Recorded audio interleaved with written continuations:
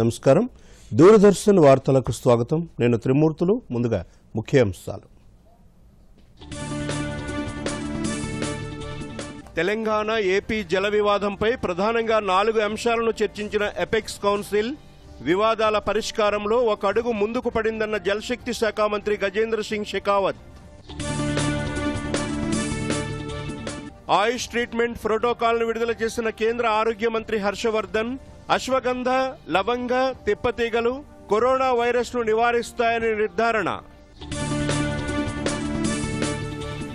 ఎంసెట్ ఫలితాలను విడుదల చేసిన విద్యాశాఖ మంత్రి సబితా ఇంద్రారెడ్డి కరోనా వల్ల పరీక్షలకు హాజరు కాని విద్యార్థులకు ఈ నెల 8న మరోసారి పరీక్ష. భౌతిక శాస్త్రంలో 3కి నోబెల్ బహుమతి ప్రకటన. కృష్ణబిలంపై పరిశోధనకు గాను పురస్కారానికి ఎంపిక. దేశంలో 2 వారాలుగా తగ్గుముఖం పడుతున్న కరోనా కేసులు గణనీయంగా పెరుగుతూ 84.70% పెరిగిన రికవరీ రేటు. తెలుగు రాష్ట్రాల జల వివాదాల పరిష్కారానికి ఒక అడుగు ముందుకు పడినట్లు కేంద్ర జలశక్తి శాఖ మంత్రి గజేంద్ర సింగ్ షెకావత్ అన్నారు. 2 రాష్ట్రాల జల వివాదంపై చర్చించేందుకు ఎపెక్స్ కౌన్సిల్ సమావేశమైంది.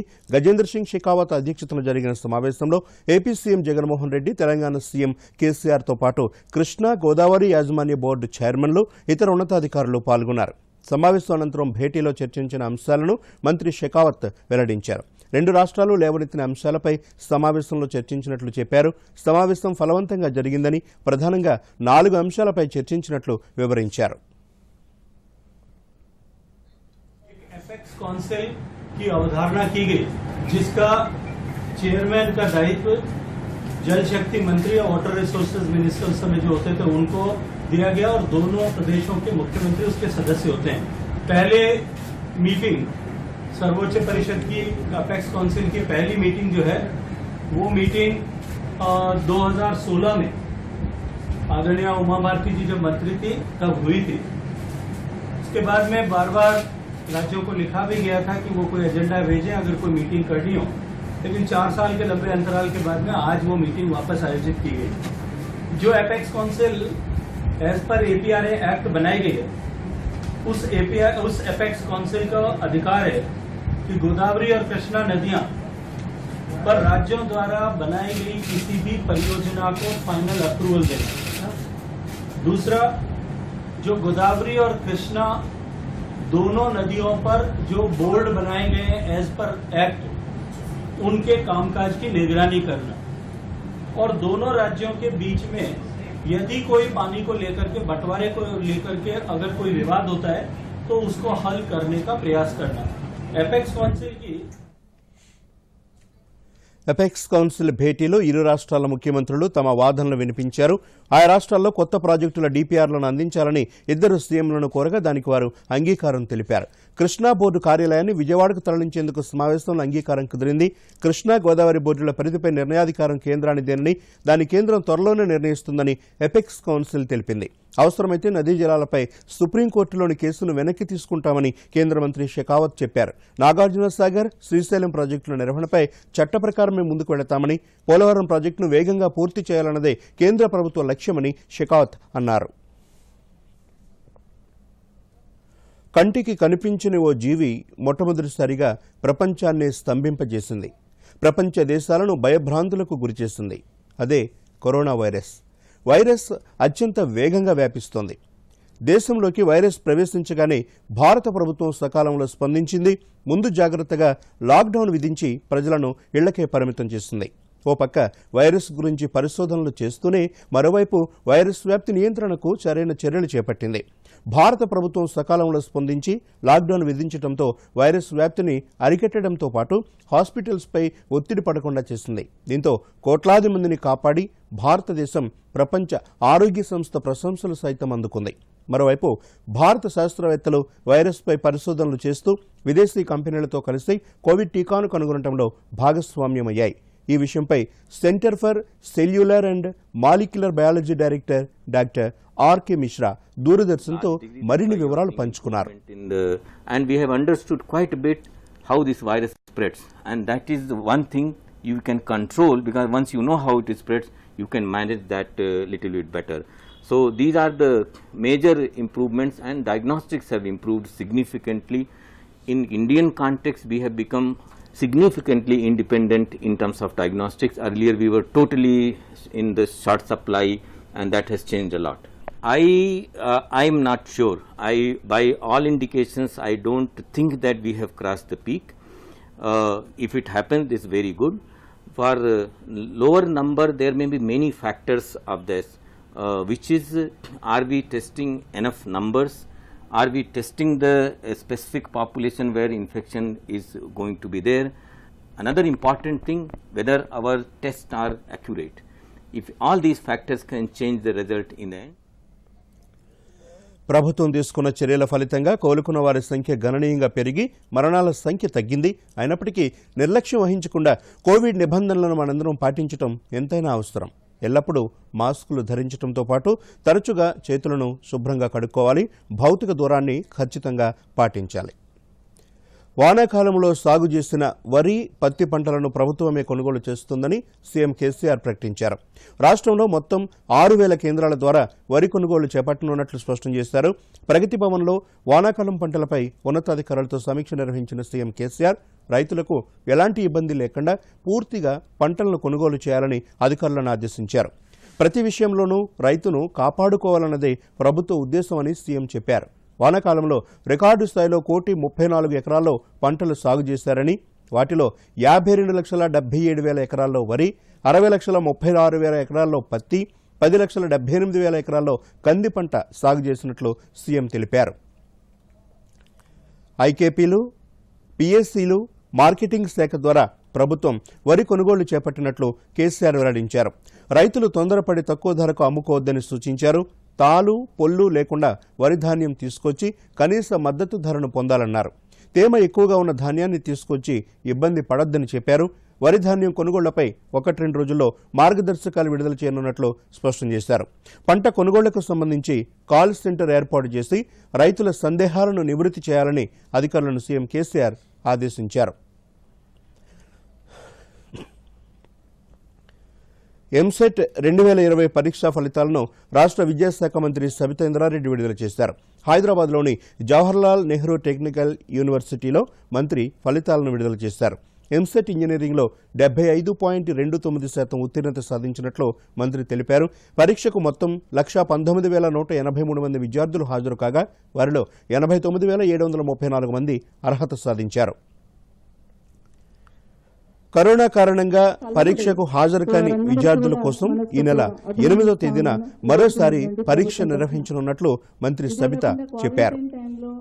ఎవరైతే ఎగ్జామ్స్ కి అటెండ్ కాలేదో, కొంతమంది పిల్లలు అటెండ్ కాలేదు, వాళ్ళందరికీ కూడా ఎగ్జామ్ రాయలేని పిల్లలందరినీ కూడా రిజిస్టర్ చేసుకుని ఎగ్జామ్ రాయకుండా ఉన్న పిల్లలందరికీ కూడా రేపు 8th రోజు కూడా ఎగ్జామ్ కండక్ట్ చేయబోతా ఉన్నాం. వాళ్ళకు కూడా ఆల్ ది బెస్ట్ చెప్తా ఉన్నాను.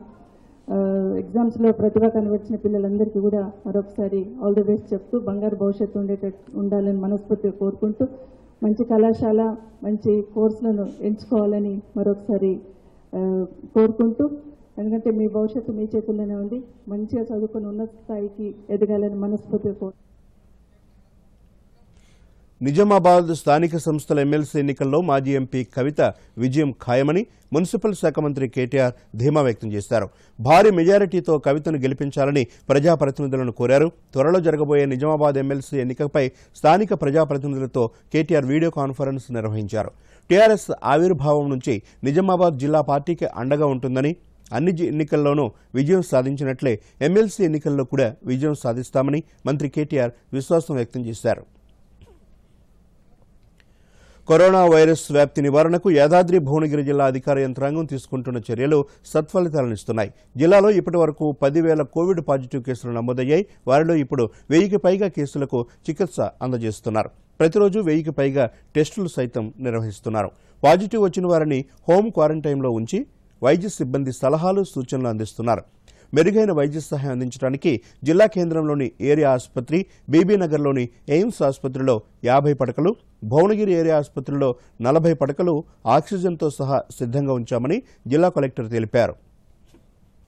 అయితే తదుపరి మనకి ముంబై నుంచి మైగ్రెంట్స్ రావడము, తర్వాత ఇక్కడ హైదరాబాద్ తరచుగా ఇక్కడ ప్రజలు వెళ్తూ ఉంటారు కాబట్టి అక్కడి నుంచి తర్వాత ముంబై నుంచి మనకి కోవిడ్ అనేది జిల్లాలో వ్యాప్తి చెందడం జరిగింది. అయితే ఇప్పుడు చూసుకుంటే దాదాపు 10,000 పైన కేసెస్ మనకి వచ్చింది. కాకపోతే ఇప్పుడు ఈ మధ్య తగ్గుముఖం పెట్టింది. ఇప్పుడు మనకి ప్రెజెంట్లీ 1,013 కేసులు ఉన్నాయి యాక్టివ్ కేసెస్. దాంట్లో 800 పైచిలకు హోమ్ ఐసోలేషన్లో ఉన్నారు. 143 మంది వివిధ హాస్పిటల్స్లో ఉన్నారు. అయితే ఇప్పుడు మనకి ఇక్కడ మనం తీసుకున్న చర్యలు ఏంటంటే 1, 2 ఒక ఐసోలేషన్ కేంద్రం పెట్టాము ఎయిమ్స్లో. అక్కడ ఎవరికైతే ఇంట్లో హోమ్ ఐసోలేషన్ వీలు కాదు, అక్కడ ప్రెగ్నెంట్ విమెన్ కానీ పెద్దోళ్ళు కానీ ఉంటే అలాంటి వాళ్ళకి మనం ఒక 50 బెడ్ హాస్పిటల్ ఎయిమ్స్లో పెట్టడం జరిగింది పాజిటివ్ కేసెస్ అక్కడ ఉండడానికి. తర్వాత ఇక్కడ డిస్ట్రిక్ట్ హాస్పిటల్లో మనం ఒక 40 బెడ్స్ అక్కడ కూడా పెట్టున్నాం. అది ఆక్సిజన్తో అన్నమాట. ఎవరికన్నా వాళ్ళ ఎస్ఓపి డ్రాప్ అయ్యి ఆక్సిజన్ అవసరం పడిన వాళ్ళకి ఈ డిస్ట్రిక్ట్ హాస్పిటల్లో మనం పెడుతున్నాం. ఇంకా కొంచెం కేసెస్ ఏదన్నా ఎక్కువ ఉండి సీరియస్ అయ్యే కేసెస్ని మాత్రం వెంటనే మేము హైదరాబాద్కి షిఫ్ట్ చేయడం జరుగుతుంది. తర్వాత ఇక్కడ ముఖ్యంగా ఒక కాల్ సెంటర్ పెట్టాం. ఆ కాల్ సెంటర్తో చాలా మంచిగా మాకు ఇన్ఫర్మేషన్ రావడం మొదలుపెట్టింది. మేము రోజు ప్రతి పేషెంట్ని కాల్ సెంటర్ టచ్ చేస్తుంది. 3 షిఫ్ట్స్లో అక్కడ పనిచేస్తున్నారు. సో వాళ్ళు ఎవ్రీడే అందరు పేషెంట్స్తో మాట్లాడి వాళ్ళకి ఏమన్నా ఇబ్బంది ఉందా, బ్రీదింగ్ ట్రబుల్ ఉందా, ఎలా హోమ్ ఐసోలేషన్లో ఉంటున్నారు అనే విషయం రోజు మాట్లాడుతున్నారు. ఎవరికన్నా ఏదన్నా కొంత సీరియస్ ఉంటే వెంటనే మెడికల్ ఆఫీసర్కి తెలియజేస్తున్నారు. మెడికల్ ఆఫీసర్స్ పని కరోనా వైరస్పై పోరాడేందుకు అవలంబించాల్సిన ఆయుష్ ప్రామాణిక చికిత్సా విధానం ప్రోటోకాల్ను కేంద్ర ఆరోగ్య శాఖ మంత్రి డాక్టర్ హర్షవర్ధన్ విడుదల చేశారు. కరోనా మహమ్మారి నుంచి కాపాడుకునేందుకు తీసుకోవాల్సిన ముందు జాగ్రత్త చర్యల మార్గదర్శకాలను ఈ ప్రోటోకాల్లో పొందుపరిచారు. ఐసీఎంఆర్, సిఎస్ఐఆర్తో కలిసి ఆయుష్ మంత్రిత్వ శాఖ ప్రోటోకాల్ను సరికొత్తగా రూపొందించింది. అశ్వగంధ, లవంగ, తిప్పతీగ వంటివి జలుబు, వైరస్ నివారణలుగా పనిచేస్తున్నట్లు ప్రయోగాత్మకంగా నిరూపితం కావడంతో వీటిని కరోనా నివారణకు వాడుతున్నారు. जब मैंने देखा कि विश्व स्वास्थ्य संगठन के साउथ ईस्ट एशिया रीजन के रीजनल डायरेक्टर डॉक्टर ऊटॉन रफाई, जो कि स्वयं मॉडर्न सिस्टम ऑफ मेडिसिन के डॉक्टर थे, इंडोनेशियन थे, वो भी आज हमारे बीच में नहीं हैं और लंबे समय तक 1 दशक से भी ज़्यादा लंबे समय तक वो यहाँ पर रीजनल डायरेक्टर रहे. इसके बारे में भी डॉक्टर पॉल अच्छी तरह से जानते होंगे. लेकिन उन्होंने अपने विश्व स्वास्थ्य संगठन के कार्यकाल का जो अंतिम 1 वर्ष है, उस सारे समय को एक किताब लिखने पर डेडिकेट किया और जो कि एक बहुत बड़ी पुस्तक के रूप में आज विश्व स्वास्थ्य संगठन में उपलब्ध है कि role of Ayurveda for the modern world. It was not from an ordinary person, it was from a doctor of modern system of medicine who was heading one of the 6 regions of the World Health Organization for more than a decade. और उस इतने लंबे कार्यकाल में उनको इस बात की अनुभूति हुई कि आयुर्वेदा का दुनिया के लिए, दुनिया के स्वास्थ्य గత 2 వారాలుగా దేశంలో నమోదవుతున్న కరోనా పాజిటివ్ కేసులు వరుసగా తగ్గుముఖం పడుతున్నాయి. మరోవైపు కరోనా బాధితుల రికవరీ రేటు గణనీయంగా పెరుగుతూ 84.70% చేరుకుంది. ఇప్పటి వరకు 56,62,000 మంది కోవిడ్ నుండి బయటపడ్డారు. దీంతో ప్రపంచంలోనే అత్యధిక రికవరీలలో భారత్ మొదటి స్థానంలో ఉంది. ప్రస్తుతం బాధితుల్లో కేవలం 13.75% మాత్రమే ఆసుపత్రుల్లో చికిత్స పొందుతున్నారు. యాక్టివ్ కేసుల కన్నా రికవరీ అయిన కేసులు 6 రెట్లకు పైగా ఉన్నాయని కేంద్ర వైద్య ఆరోగ్య శాఖ తెలియజేసింది. ఇదిలా ఉండగా రాష్ట్రంలో తాజాగా 1983 పాజిటివ్ కేసులు నమోదయ్యాయి. దీంతో మొత్తం బాధితుల సంఖ్య 2 లక్షలు దాటింది. ఇప్పటి వరకు 174,769 మంది కోవిడ్ నుండి కోలుకున్నట్లు రాష్ట్ర వైద్య ఆరోగ్య శాఖ తెలియజేసింది. జీహెచ్ఎంసీలో అత్యధికంగా 292 మందికి కోవిడ్ సోకినట్లు అధికారులు తెలియజేశారు. ప్రపంచ మహమ్మారి కరోనా వైరస్ నుంచి సురక్షితంగా ఉండేందుకు మాస్క్ తప్పనిసరిగా ధరించాలని నిపుణులు చెబుతున్నారు. మరిన్ని వివరాలు చూద్దాం. కోవిడ్-19 మహమ్మారి తన ఉధృతంతో ప్రపంచాన్నంతటినీ తన విషపూరిత కోరల్లో పట్టి బంధించింది. వ్యాధి సోకిన వారి సంఖ్య రోజురోజుకి పెరుగుతూనే ఉంది. టీకా లేదా మందు దొరికేదాకా ఈ మహమ్మారిపై మానవాళి పోరు కొనసాగుతూనే ఉంటుంది. ఇలాంటి పరిస్థితుల్లో అన్నింటికన్నా అత్యవసరం జాగరూకతతో పాటు స్వరక్షణ. అత్యంత ప్రభావవంతమైనది ఫేస్ మాస్క్ అని రుజువైంది. ప్రపంచ ఆరోగ్య సంస్థ, పరిశోధనా సంస్థల అధ్యయనాలు చెప్పేది ఇదే. మాస్కును సరిగ్గా వేసుకుని ముక్కుని, నోటిని కప్పుకోగలిగితే కరోనా వ్యాప్తిని అడ్డుకోవచ్చు. కరోనా వ్యాప్తిని నిరోధించడానికి మాస్క్ వేసుకోవడంతో పాటు దానిని సరైన పద్ధతిలో ధరించడం చాలా ముఖ్యం. చాలా మంది మాస్కుతో ముక్కును, నోటిని సరిగ్గా కప్పుకోరు. దీనివల్ల ప్రమాదం పొంచే ఉంటుంది. बिना मास्क या फेस कवर के घर से बाहर निकलने की अभी कल्पना करना भी सही नहीं है. ये जितना खुद उस व्यक्ति के लिए खतरनाक है, उतना ही उसके आसपास के लोगों के लिए भी. डीडी न्यूज़ ఉద్యమం మాస్క్ అప్ ఇండియాతో చేతులు కలపండి. మాస్క్ ధరించండి, నోటిని, ముక్కును కాపాడుకోండి. మీ కుటుంబ సభ్యులను, మిత్రులను మాస్క్ ధరించమని చెప్పండి. Mask up India. DD news మాధ్యమం ద్వారా అందరికీ చెప్పండి. కరోనాని ఓడించాలి. మాస్కును తప్పక ధరించాలి. Mask up India.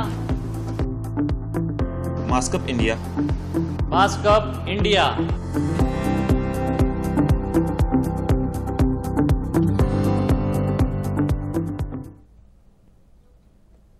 హైదరాబాద్లోని నెహ్రూ జంతు ప్రదర్శనశాలలో తిరిగి సందడి నెలకొంది. 6 నెలలుగా మూతపడ్డ జూను తిరిగి తెరవడంతో జంతువులను చూడడానికి నగరం నుంచే కాకుండా ఇతర ప్రాంతాల నుంచి సందర్శకులు వస్తున్నారు. ప్రారంభమైంది. కోవిడ్ వైరస్ వ్యాప్తి కారణంగా లాక్డౌన్ విధించడంతో మార్చి 15 నుండి జూను మూసివేశారు. ఆ తర్వాత కేంద్ర ప్రభుత్వం అన్లాక్ 5 ప్రకటించడంతో నెహ్రూ జంతు ప్రదర్శనశాలను తిరిగి ప్రారంభించారు. 6 నెలల తర్వాత జూను ప్రారంభించడంతో సందర్శకుల తాకిడి మొదలైంది.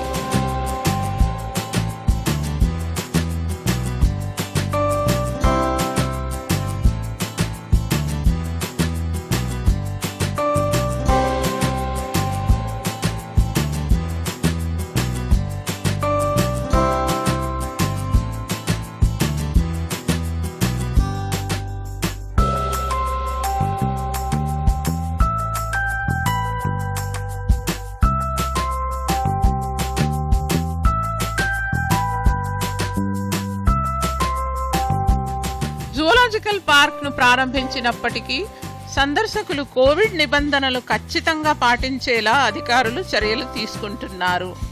సందర్శకులను తిప్పే వాహనాలను తరచుగా శానిటైజ్ చేస్తున్నట్టు Nehru zoological park deputy curator Nagamani అన్నారు. దాదాపు 200 రోజుల తర్వాత జూ ఈరోజు రీఓపెనింగ్ జరిగింది. మనకందరికీ తెలుసు కోవిడ్ పాండమిక్ సిచ్యువేషన్ ఉండటం వల్ల లాక్డౌన్ నుంచి అంటే దాదాపు మార్చి 15 నుంచి జూ అనేది క్లోజ్ చేశాము. సో సందర్శకులకు ఈ రోజు నుంచి జూ అందుబాటులో ఉంటుంది. కానీ ఇంకా కోవిడ్ ప్రికాషనరీ మెజర్స్ ఇంకా మనం తీసుకోవాల్సింది ఉంటుంది. ఇంకా సిచ్యువేషన్ ఇంకా బెటర్గా అవ్వలేదు కాబట్టి సో దీంట్లో భాగంగా జూని 24 అవర్స్లో ఎంటైర్ జూని 2 సార్లు శానిటైజ్ చేయడం జరుగుతుంది. అదేవిధంగా కొన్ని రూల్స్ అనేది విజిటర్స్ కోసం కూడా ఏర్పాటు చేయడం జరిగింది. సాధారణంగా మనం పబ్లిక్ ప్లేసుల్లో ఏ రూల్స్ అయితే పాటిస్తామో అంటే మాస్క్ పెట్టుకోవడం అనేది కంపల్సరీ. మాస్క్ లేకుండా జూలోకి ఎంట్రీ అయితే ఉండదు విజిటర్స్కి. తర్వాత సోషల్ డిస్టెన్సింగ్ మెయింటైన్ చేయాలి. ఖచ్చితంగా 6 అడుగుల దూరంలో మనిషికి దూరం అనేది మెయింటైన్ చేయాల్సిందే ఉంటుంది. దానికోసం క్రౌడెడ్ ఏరియాస్ అంటే బుకింగ్ ఏరియాస్ ప్రాంతం, తర్వాత క్లాక్ రూమ్ ప్రాంతంలో అయితే మార్కింగ్ చేయడం జరిగింది. సో మార్కింగ్ని అందరూ కూడా ఫాలో అవ్వాలి విజిటర్స్.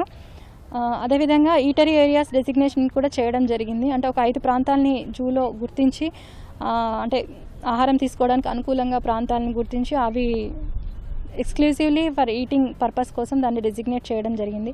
ఆ ప్లేస్లో టాయిలెట్ ఫెసిలిటీ దగ్గరలో ఉండేలాగా, తర్వాత హ్యాండ్ వాష్ ఫెసిలిటీ ఉండేలాగా మేము జాగ్రత్తలు తీసుకొని వాటిని వాళ్ళ కోసం డెసిగ్నేట్ చేశాము. సో విజిటర్స్ ఆ ఫెసిలిటీని యూజ్ చేసుకోవాల్సిందిగా కోరుతున్నాము. తర్వాత కొన్ని పబ్లిక్ స్పిట్టింగ్ అనేది ఇక్కడ ఫైనబుల్ అండి. ఇప్పుడు మనకి తెలుసు కోవిడ్-19 అనేది స్ప్రెడ్ అయ్యేదే డ్రాప్లెట్స్తోని. సో అది చాలా చాలా డేంజరస్ ఇప్పుడు మనకి. కాబట్టి స్ప్లిట్టింగ్ అనేది కంపల్సరీ అవాయిడ్ చేయాలి. ఎవరైనా ఆ రూల్ని బ్రేక్ చేస్తే 1000 రూపాయలు జరిమానా విధించడం జరుగుతుంది. Bureau report, Doordarshan news, Hyderabad. దేశవ్యాప్తంగా కరోనా వైరస్ను నియంత్రించడానికి కేంద్ర ప్రభుత్వం అమలు చేసిన లాక్డౌన్తో చాలా రంగాలు ఆర్థికంగా బలహీనపడ్డాయి. అయితే వీరందరినీ ఆదుకునేందుకు కేంద్ర ప్రభుత్వం 20 లక్షల కోట్ల రూపాయలతో ఆత్మనిర్భర్ భారత్ ప్యాకేజీని ప్రకటించింది. దానిలో భాగంగా పట్టణాల్లో వీధి వ్యాపారాలు చేస్తున్న వారికి కేంద్రం పీఎం స్వానిధి అనే పథకాన్ని అమలు చేస్తూ వీధి వ్యాపారులకు 10,000 రూపాయల రుణ సహాయాన్ని అందజేస్తోంది. కరీంనగర్ జిల్లా హుజూరాబాద్ పట్టణంలో విజయవంతంగా అమలవుతున్న పీఎం స్వానిధి పథకంపై మరిన్ని వివరాలు చూద్దాం. లాక్డౌన్ కారణంగా ఆర్థికంగా ఇబ్బంది పడుతున్న 1,50,000కు పైగా వీధి వ్యాపారులకు లబ్ధి చేకూరే విధంగా కేంద్ర ప్రభుత్వం ఆత్మనిర్భర్ భారత్లో భాగంగా పీఎం స్వానిధి అనే పథకాన్ని జూన్ 1, 2020 నాడు ప్రారంభించింది.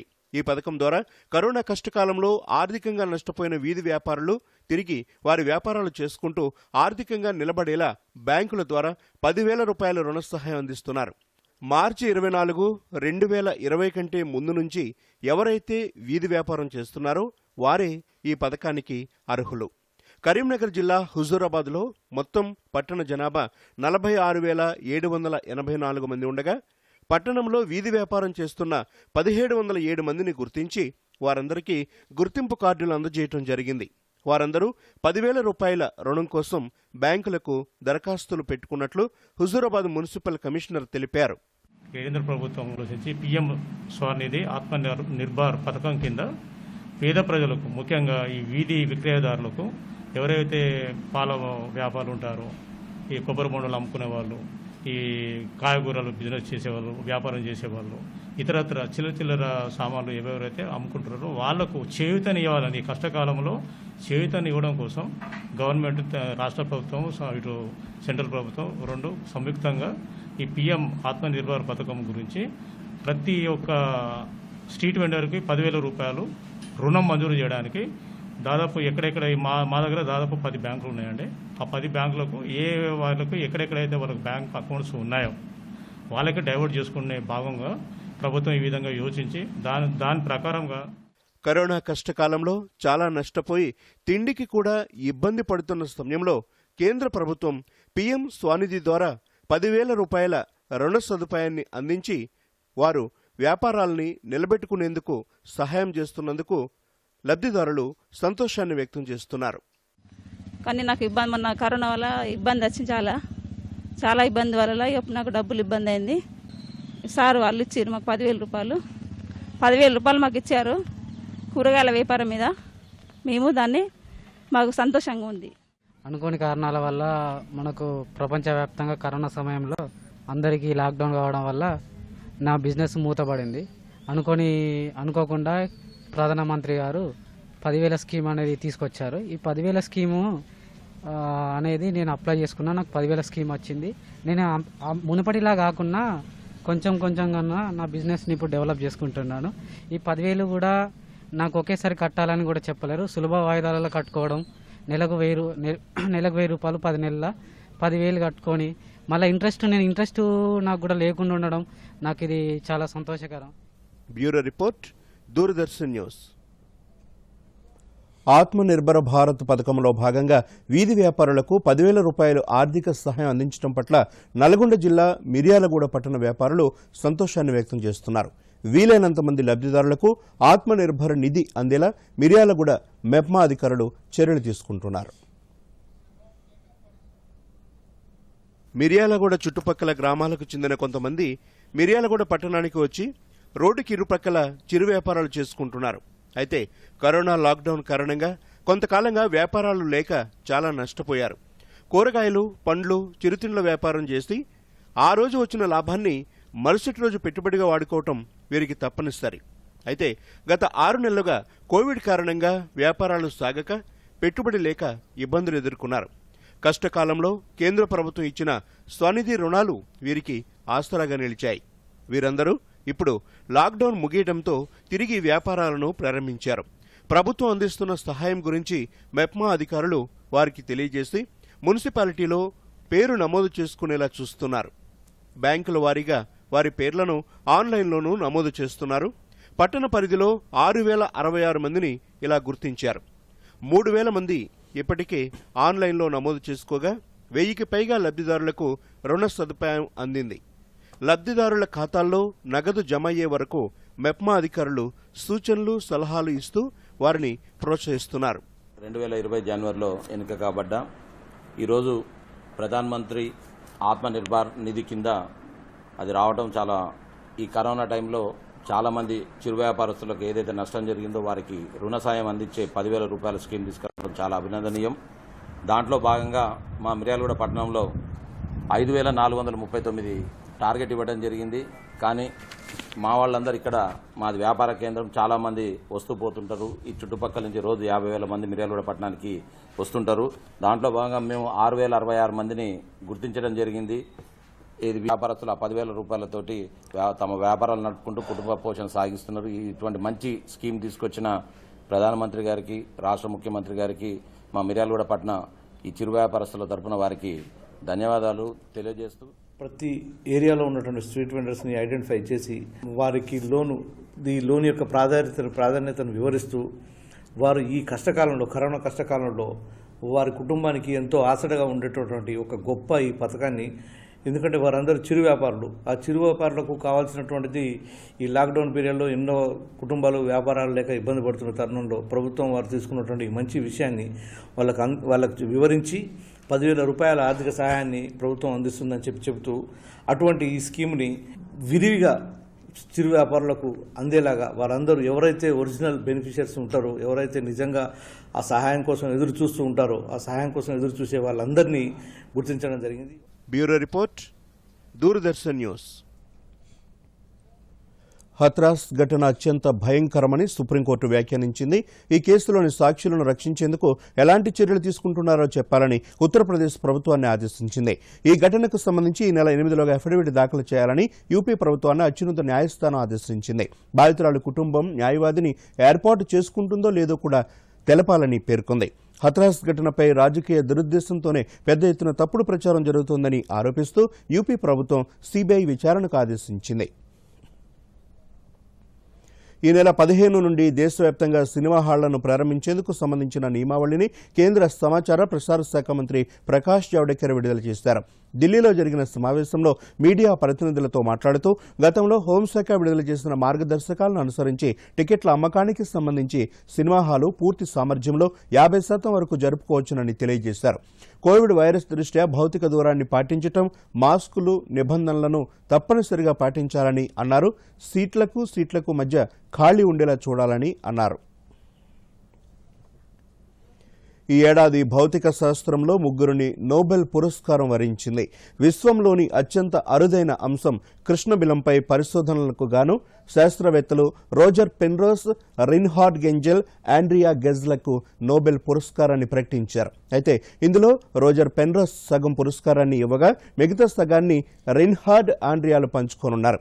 కృష్ణబిలం పాలపుంతల రహస్యాలను తెలుసుకునేందుకు ఈ శాస్త్రవేత్తలు అనేక పరిశోధనలు చేశారు. ఈ క్రమంలోనే ఆల్బర్ట్ ఐన్స్టీన్ కనుగొన్న సాపేక్ష సిద్ధాంతమే కృష్ణబిలాలు ఏర్పడడానికి మూలమని రోజర్ పెన్రోస్ గుర్తించారు. కృష్ణబిలాలు నిజంగా ఉన్నాయనే విషయాన్ని ఐన్స్టీన్ నమ్మలేదు. అయితే దాన్ని రోజర్ తన పరిశోధనలో నిరూపించారు. ఇక పాలపుంత కేంద్రంలో దుమ్ము, ధూళి, ఇతర వాయువులతో కూడిన దట్టమైన మేఘాలున్నట్లు శాస్త్రవేత్తలు రిన్హార్డ్ గెంజెల్, ఆండ్రియా తమ పరిశోధనల ద్వారా తెలియజేశారు. ఓ అదృశ్య భారీ వస్తువు మన గెలాక్సీ మధ్యలో ఉన్న నక్షత్రాల కక్ష్యలను నియంత్రిస్తుందని వీరు గుర్తించారు. ఇందుకుగాను ఈ ఏడాది వీరికి నోబెల్ పురస్కారం ప్రకటించారు. నిర్మల్ జిల్లాలో కరోనా వైరస్ వ్యాప్తి నివారణకు ప్రభుత్వ యంత్రాంగం పటిష్టంగా చర్యలు చేపట్టింది. వైరస్ వ్యాపించకుండా జిల్లా అధికార యంత్రాంగం తగిన జాగ్రత్తలు తీసుకుంది. జిల్లా కలెక్టర్ ముషరఫ్ ఫారూఖీ దూరదర్శన్తో మాట్లాడుతూ కరోనా వైరస్ వ్యాప్తి జిల్లాలో తగ్గుముఖం పట్టిందని తెలిపారు. వారం రోజులుగా కరోనా పాజిటివ్ కేసుల సంఖ్య తగ్గుతూ వస్తుందని, కొద్ది రోజుల్లో నిర్మల్ జిల్లాలో పూర్తిగా కరోనా లేకుండా చేసేందుకు కృషి చేస్తున్నట్లు చెప్పారు. రోజుకు 1,500 కరోనా టెస్టులు చేస్తున్నట్లు తెలియజేశారు. మహబూబ్నగర్ జిల్లాలో కరోనా వ్యాధి ప్రబలకుండా ఎప్పటికప్పుడు తగిన జాగ్రత్తలు తీసుకుంటున్నామని జిల్లా కలెక్టర్ వెంకట్రావు దూరదర్శన్కు తెలియజేశారు. ప్రజలకు కరోనా వ్యాధి పట్ల ఎప్పటికప్పుడు అవగాహన కల్పిస్తున్నామని, మాస్కులు, శానిటైజేషన్, భౌతిక దూరం పాటించేలా చూస్తున్నామని కలెక్టర్ తెలిపారు.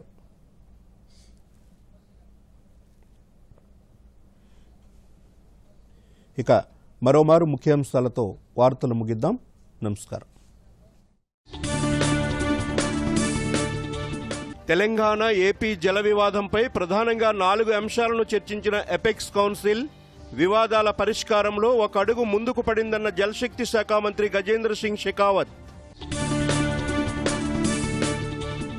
ఆయుష్ ట్రీట్మెంట్ ప్రోటోకాల్ను విడుదల చేసిన కేంద్ర ఆరోగ్య మంత్రి హర్షవర్ధన్ అశ్వగంధ, లవంగ, తిప్పతీగలు కరోనా వైరస్ను నివారిస్తాయని నిర్ధారణ. ఎంసెట్ ఫలితాలను విడుదల చేసిన విద్యాశాఖ మంత్రి సబితా ఇంద్రారెడ్డి కరోనా వల్ల పరీక్షలకు హాజరు కాని విద్యార్థులకు ఈ నెల 8న మరోసారి పరీక్ష.